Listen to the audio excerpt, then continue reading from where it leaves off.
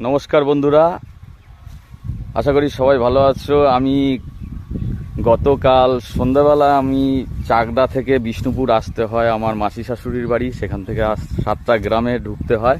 সেখান থেকে আমি এসছি এখন আজকে সকালবেলা এই সুন্দর একটা মৌসুমের জায়গায়, যেখানে রয়েছে আকাশে মেঘলা আকাশ আর সুন্দর ধান ক্ষেত।